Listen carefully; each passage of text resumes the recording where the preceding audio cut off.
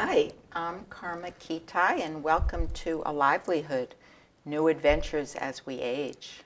Today I'm going to introduce you to Kathy Maister, and Kathy is going to tell us how her journey went from being someone who loved cooking from an early age to someone who is now a phenom on the web.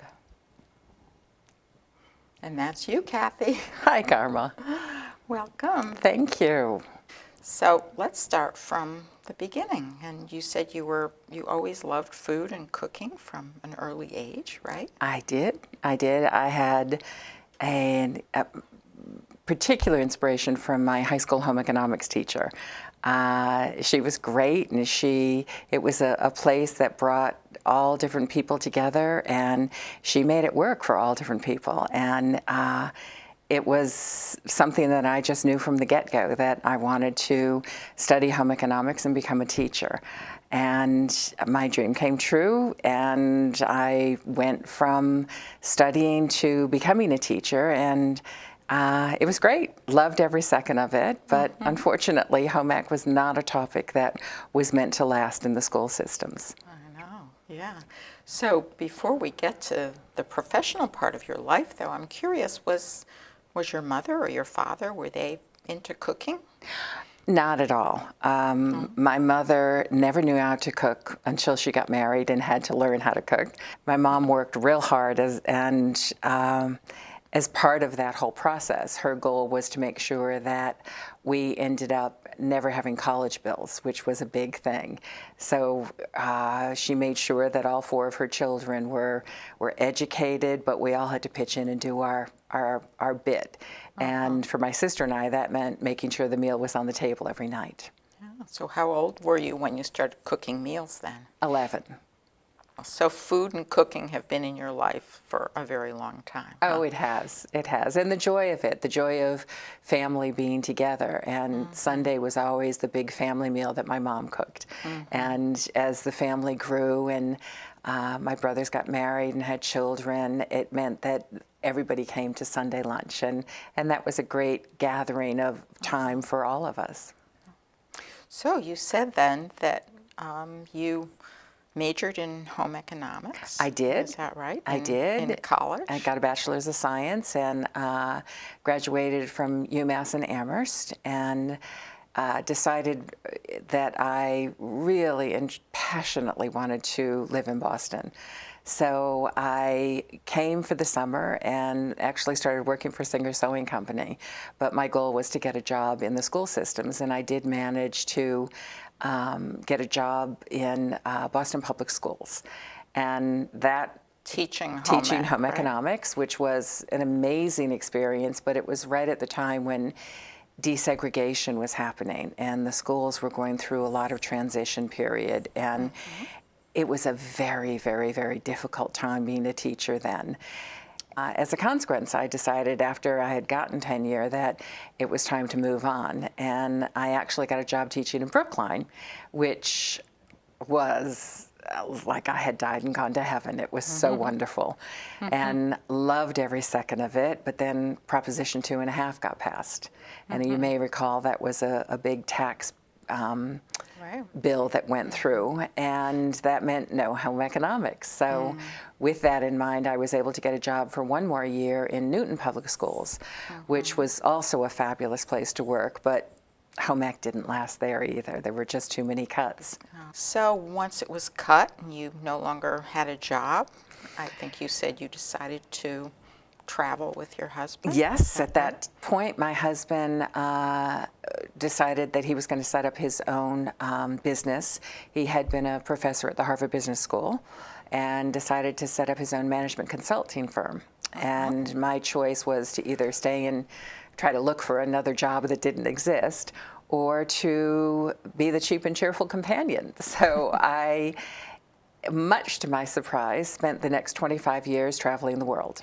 In a way, it was through my husband that I transitioned into developing Start Cooking, my Start Cooking website. We were in California filming podcasts for my husband's website, and I was sitting there with this whole table of food and refreshments that they had for people that were part of the filming. And I'm sitting thinking, food, podcast. And the bells started going off in my head with it all. What was the idea that you had about what you wanted to convey? Well, I sort of thought through what someone who knows absolutely nothing about cooking would need to learn from the very beginning.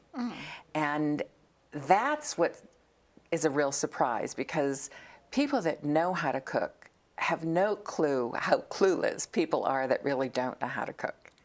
And my saving grace was when I started developing these videos, my husband became my editor. And he does not know how to cook. He's a brilliant man. He was your focus group. He was my focus group.